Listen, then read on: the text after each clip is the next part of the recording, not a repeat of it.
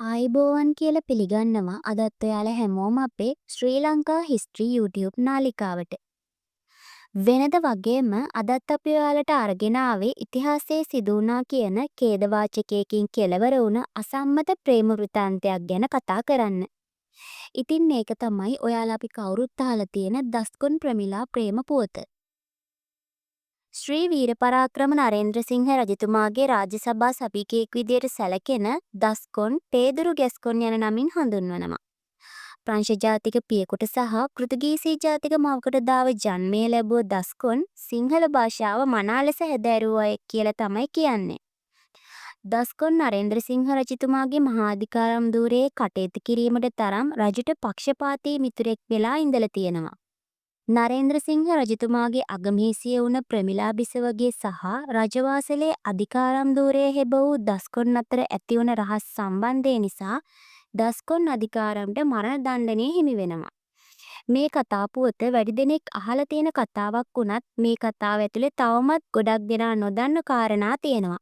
ඉතින් අද වීඩියෝව මේ සිදුවීම ගැන වැඩි දෙනෙක් නොදන්න කරුණු දැන ගැනීම සඳහා වීඩියෝවට යන්න කලින් මතක් කරන්නම් මේ වීඩියෝ නිර්මාණය කිරීම සඳහා සියලු තොරතුරු අපි අරගත්තේ පොත්පත් වලින් වගේම මූලාශ්‍ර වලින් සහ අන්තර්ජාලය ඇසුරෙන්. ඒ වගේම මෙහි ඇති කිසිම තොරතුරක් අපිට ඕන විදියට අපි වෙනස් කරලා නැහැ. මෙහි අඩංගු සමහර තොරතුරු ජනවහර තුල අදටත් පවතිනවා. ඉතින් නොදන්න අයගේ දැන ගැනීම පිණිස අපි මේ සියලු තොරතුරු ගවේෂණය කරලා තමයි දාන්නේ. ඉතින් ඔයාලත් අන්න මේවට එකතු වෙන්න ඕන කියන විස්තර තියෙනවා නම් පහලින් කමෙන්ට් එකක් දාන්න අමතක කරන්න එපා. ඉතිහාසය සම්බන්ධ වීඩියෝ රාශියක් අපේ නාලිකාව හරහා අපි ඔයාලට දෙන්න බලාපොරොත්තු වෙනවා. අපිව සබ්ස්ක්‍රයිබ් කරලා දිගටම අපි එක්ක රැඳිලා ඉන්න කියලා ඔයාලගෙන් ආදරෙන් ඉල්ලනවා. හොඳයි එහෙනම් අපි යමු කන්ද උඩ ගිනි අවුලවන්නට සමත් වුණ අසම්මත ආදරය ගැන දැනගන්න.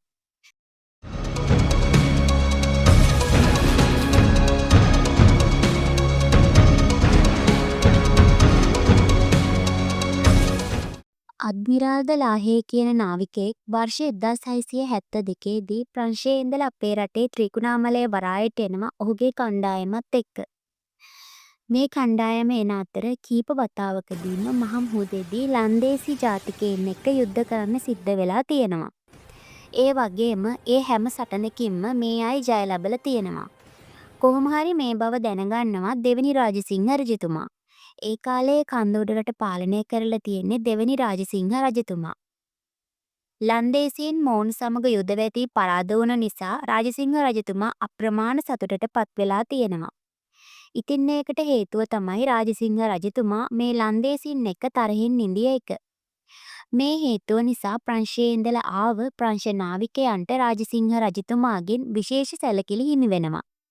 මේ පිරිස කන්දඋඩර රාජධානියට ගෙන්නගෙන ආගන්තුක සත්කාර කරන්න රජතුමා පියවර ගන්නවා.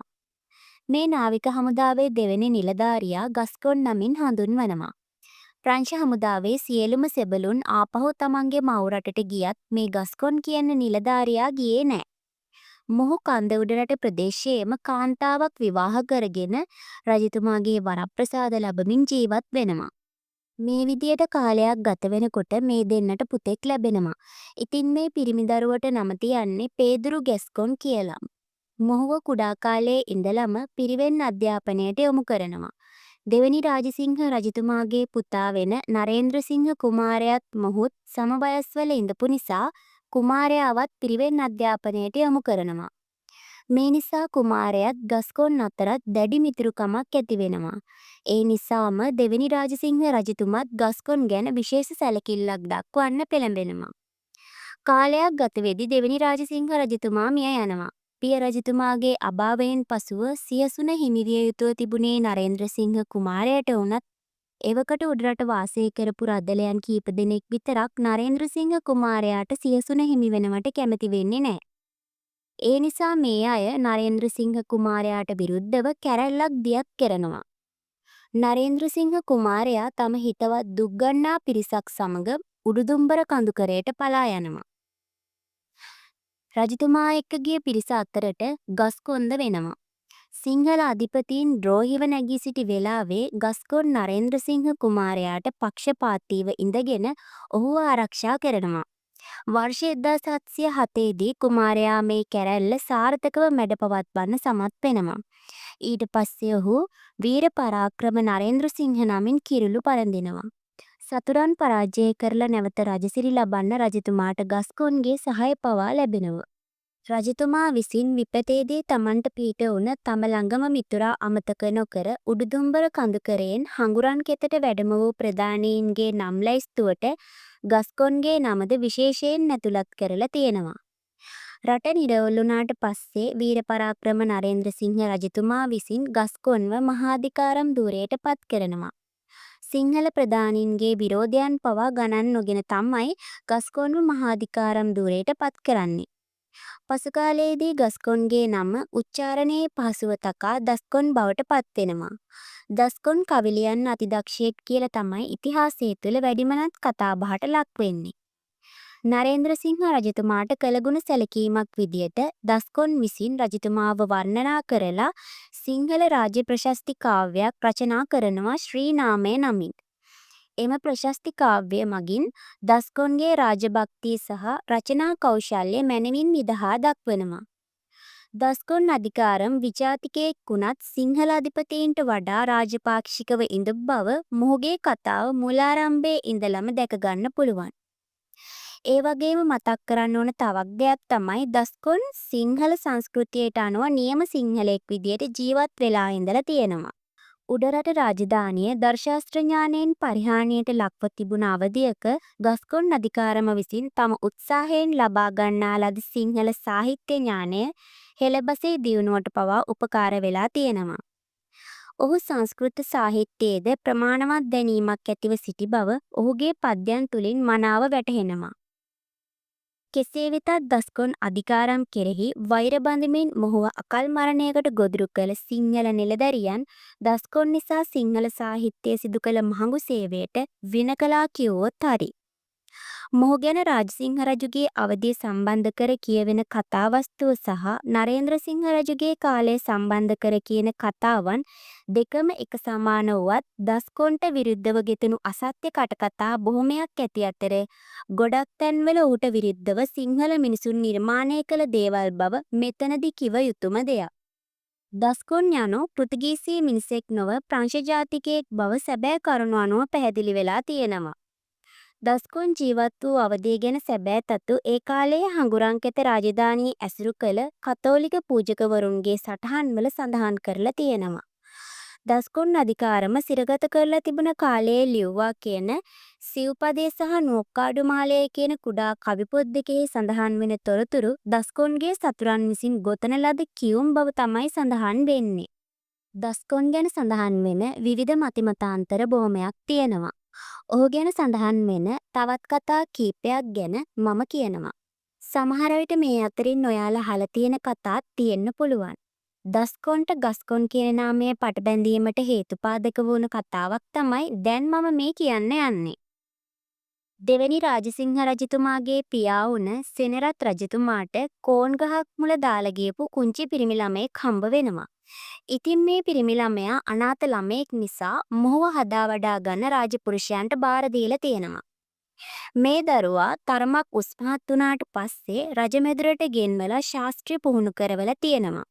මේ ළමයාව කෝන් ගහක් යට ඉඳලා හම්බවන නිසා ගස්කොන් කියන නම ව්‍යවහාර වුණා කියලා කියනවා. මොහුගේ පියා ගැස්ක්වීන් නිසා මොහුටත් ඒ නම ලැබී පසුව දස්කොන් වුණා කියලා මතයකුත් තියෙනවා. මොහුගේ නමගම ගැන හරිහැටි සඳහන් නොවුනත් දස්කොන් නමින් කෙනෙක් නරේන්ද්‍රසිංහ රජුගේ හෝ රාජසිංහ රජුගේ කාලවකවානුවේ ඉන්දිය කියන්න ඉතිහාසය අදටත් සාක්ෂි දරනවා. 13 වෙනි සියවසේ එංගලන්තයේදී භාවිතා කර ඇති ගැස්කොයින් නම් පෙළපත් නාමය අදත් ප්‍රංශවැසියන් හට යෙදෙනවා. ඒ වුණාට ඒ සිංහල බසින් ගස්කොන් යනුවෙන් ව්‍යවහාර වෙලා තියෙන නිසා පැරණි සිංහල ලේඛනවල පවා දස්කොන්ව හඳුන්වන්න භාවිතා කරලා තියෙන්නේ ගස්කොන් අප්පුහාමි, ගස්කොන් අධිකාරම් යන නම්. ඒ වුණාට ඒ පෙළපත් නාමයට ග වෙනුවට ද ආදේශ වී ගස්කොන් වෙනුවට දස්කොන් වී ඇති මතයක් තියෙන බව මම මුලින්ම සඳහන් කළා. මෙම දස්කොන් සම්බන්ධයෙන් අතීතයේ ඉඳලම ව්‍යාජ පුරාණෝක්ති කීපයක් පවා ගොඩනැගිලා තියෙනවා. දස්කොන් වෘතාන්තය පිළිබඳ සඳහන් පැරණි ජනකවි පෙළකට අනුව මොහු දෙවැනි රාජසිංහ රජතුමාගේ සමයේ කරන ලද සටනකදී මියගිය ප්‍රතිකාල් හේවායෙකුගේ කුඩා දරුවෙක් බව තමයි කියන්නේ. පසුව කෝන් ගහක් යට මේ දරුවා සිටියදී රජතුමා භාරයට පත් වෙලා තියෙනවා. රජතුමා විසින් පුත්‍ර ස්නේහයෙන් මෙම දරුවා හදා වඩාගෙන තියෙනවා. පසුව ඔහුව ගස්කොන් යන නමින් රටකුරා ප්‍රසිද්ධ වෙලා තියෙනවා. බිලිඳෙකුව සිටියදී රජතුමාට මොහුව හමු වූ ස්ථානය වෙන කෝන්ගහ යන්න නොපිට පෙරලා ඔහු ගස්කොන් නමින් මුල ඉඳලම ප්‍රසිද්ධ වෙනවා. ශ්‍රීමත් ඩී.එස්. ජයතිලක සූරීන්ගේ සිංහල සාහිත්‍ය ලිපි සංග්‍රහයෙත් මෙම පැරණි ප්‍රවාදය ගැන සඳහන් කරලා තියෙනවා. ඉතින් මේ කියන්න යන්නේ අනිත් කතාව ගැන. පිළිගත් ඓතිහාසික තොරතුරු වලට අනුව ගස්කොන් කියන්නේ දෙවැනි රාජසිංහ රජතුමාගේ රජමැදුරේ සේවය කරපු ගස්කොන් නමින් හඳුන්වන ප්‍රංශ ජාතික සෙනෙවියෙකුට සහ ඔහුගේ බිරිඳ වන පෘතුගීසි ජාතික කාන්තාවකට දාව ලංකාවේ උපන් අයෙක්. ඔහුව ගස්කොන් හෙවත් දස්කොන් නමින් හඳුන්වලා තියෙනවා. මොහුගේ ගස්කොන් කියන වාසගමත් එක්ක බැඳෙන පීඩ්‍රෝ කියන නම පෘතුගීසි භාෂාවේ එන ජනප්‍රිය ආගම් නාමයක්. එම නාමය ගස්කොන්හට ඔහුගේ මව විසින් යොදන්නට ඇති කියලා කියනවා. මෙම නාමය සිංහල බසින් නම් පේදුරු යන්නෙන් හඳුන්වලා තියෙන අතර සිංහල ව්‍යවහාරයට අනුව ඒ කාලයේ ගස්කොන් පේදුරු ගස්කොන් ලෙසින් හඳුන්වලා තියෙනවා. දස්කොන්ගේ උපත සිදුවන වර්ෂය පිළිබඳව නිශ්චිත සඳහනක් නැති වුණත් ක්‍රිස්තු වර්ෂ 1635 1687 අතර කාලයේ මහනුවර රජ කළ දෙවැනි රාජසිංහ රජතුමාගේ යුගයේදී හෝ ඉන්පසු බලයට පැමිණි රාජසිංහ රජුගේ පුත් 1687 ක්‍රිස්තු වර්ෂ 1707 අතර කාලයේ රජ කළ දෙවැනි විමලධර්ම සූරිය රජුගේ කාලයේදී හෝ සිදු වුණා කියලා කියනවා. ගස්කොන් කුඩා කාලයේ පටන්ම තම දෙමව්පියන් සමග රජවාසල ඇසුරේ හැදී වැඩුණ කෙනෙක්. මොහුගේ කුඩා කාලයේ සිටම භාෂා ශාස්ත්‍ර ඉගෙන ගැනීමට සුවිශේෂ දක්ෂකමක් දැක්වූ බව පේන්නට තියෙනවා. ඒ කාලයේ කන්දෝඩ රට රාජ්‍ය සමයේ විසුව විශිෂ්ටතම උගතෙක් විදියට සැලකුව කිත්සිරි මෙවන් රාජසුන්දර සාමණේර හෙවත් සූරියගොඩ සාමිගෙන් සිංහල භාෂාව ඇතුළුව භාෂා ශාස්ත්‍ර පවා ගස්කොන් ප්‍රගුණ කරලා තියෙනවා. සූරියගොඩ සාමි කියන්නේ දෙවැනි විමලධර්ම සූරිය රජුගේ රාජ්‍ය සමයේ රක්කංග දේශයෙන් ඒ කාලයේ උරුමය නමින් හඳුන්වපු වර්ෂ 1698 දී උපසම්පදාව රැගෙන අපේ රටේ ස්ථාපිත කිරීමට සමත් වූ යතිවරයෙක්. මේ සූරියගොඩ සාමිට සම්බන්ධ ප්‍රකට ජනප්‍රවාද තියෙනවා. ඒ ගැන මම මෙතන සඳහන් කරන්න යන්නේ නැහැ. නූතන බෞද්ධ ශාසනික පදනමේ පුරෝගාමියාණන් විදියට සැලකෙන වැලිවිට සරණංකර සංඝරාජ නාහිමිගේ ගුරු දේවයන් තමයි මේ සූරියගොඩ හිමියන් කියන්නේ. නූතන ව්‍යවහාරයට අනුව දස්කොන් නමින් හැඳින්වෙන ගස්කොන් කියන ඓතිහාසික චරිතයට මුල් වෙලා තියෙන මොහුගේ දැනට ශේෂව තියෙන එකම ස්ථානය වෙන්නේත් මේ සූරියගොඩ විහාරය. දස්කොන්ගේ අධ්‍යාපනික නිකේතනය වෙලා තියෙන්නේත් මේ විහාරය. කොළඹ මහනුවර ප්‍රධාන මාර්ගය ඔස්සේ කිරිබත් කුඹුරෙන් දකුණට හැරෙන්නට තියෙන වතුර කුඹුර මාර්ගයේ දිගේ කිලෝමීටර 2ක් විතර ගියාට පසුව හමුවෙන සූරියගොඩ කියන ගමේ කුඩා කඳු ගැටයක් මත පිහිටලා තියෙන මේ විහාරය අයිති වෙන්නේ ජටිනුවර ප්‍රාදේශීය ලේකම් කොට්ඨාශයට. දෙවැනි විමලධර්ම සූරිය රජතුමාගේ පුතා වෙන ගස්කොන් අධිකාරම අනියම් සම්බන්ධයක් පැවැත් වූ බව කියන ප්‍රමිලා බිසවගේ වල්ලභයා වන වීර පරාක්‍රම නරේන්ද්‍රසිංහ රජතුමාගේ නමින් ශ්‍රී නරේන්ද්‍රාරාම රාජමහා විහාරය යන නමින් අදටත් මෙම විහාරය හඳුන්වනවා. වර්ෂ 1953 10වෙනි මාසේ 1 වෙනි දින අංක 10/593 දරන ගැසට් පත්‍රය මගින් මෙම විහාරය පුරාවිද්‍යා ආරක්ෂිත ස්ථානයක් විදියට ප්‍රකාශයට පත් කරලා තියෙනවා. වැලිවිට සරණංකර නාහිමිගේ ගුරුදේවයන් වැඩ සිටි විහාරස්ථානය වන මෙය දස්කොන්ගේ අධ්‍යාපන නිකේතනයේ බව අදටත් බොහෝ දෙනෙක් නොදන්නා කතාවක්. ජේමිස් දල්විස් මහතාගේ සිදත් සංගරා සංඥාපනයේ සඳහන් වෙන විදියට ගස්කොන් අධිකාරම ඉඳලා තියෙනවා කියන්නේ දෙවැනි රාජසිංහ රජතුමා රාජ්‍ය කරන කාලයේ. ඒ වගේම රජමහේසියට යම්කිසි දෝෂයක් සුව කිරීම සඳහා ග්‍රහබලි ශාන්තියක් කෙරුණ බවත් සඳහන් වෙනවා රාජ නියෝගයේ පිට සහ ගස්කොන් අධිකාරම්ගේ උපදෙස් මත. ඒ වගේම ඒ ශාන්ති කර්මය කිරීම සඳහා මෙහෙසියගේ රූපයට සමාන රූපයක් අවශ්‍ය බැවින් එයද ඇදුරන් විසින් අඹල තියෙනව දැක මෙහෙසියගේ ශරීරයේ ලපයක් ඇති බවත් බලියෙහි ඒ නැති බවත් ගස්කොන් අධිකාරම බලිය ඇදුරන්ට ප්‍රකාශ කරාට පසුව ඇදුරා විසින් ඒ කිව් විදියටම බලියේ අඩුපාඩුව හදලා තියෙනවා. බලියදොටු රජතුමා මේ සම්බන්ධව ඇදුරන්ගෙන් ප්‍රශ්න කරාට පස්සේ රජතුමාගේ සැකයට බඳුන් වන බව කියනවා. ගස්කොන් අධිකාරම ගැන ජේමිස් සල්ලිත් මහතාගේ විස්තරය සහ හෙළිදරව් රජනියේ සඳහන් වෙන විදියට ඔහු පෘතුගීසි ජාතිකයෙක් නොව ප්‍රංශ ජාතිකයෙක් බව පැහැදිලි වෙනවා. තවදුරටත් විස්තර දැනගැනීම සඳහා අමරකෝන් උද්‍යානයේ කැඩපත නරේන්ද්‍රසිංහ කැරැල්ල සූරියගොඩ රජමහා විහාරයේ කැඩපත යන ලියකිවිලි මගින් දැනගන්න පුළුවන්. කෝන් ගහක් පාමුල සිටියේදී හමුවන නිසාත් ගැස්කවින් නමෙන් හඳුන්වපු සේබලෙකුට දාව උපන් නිසාත් ගස්කොන් යනුවෙන් මොහුට ආමන්ත්‍රණය වීම සම්බන්ධව ජනප්‍රවාදයේ පවතින කවියකත් සඳහන් කරලා තියෙනවා.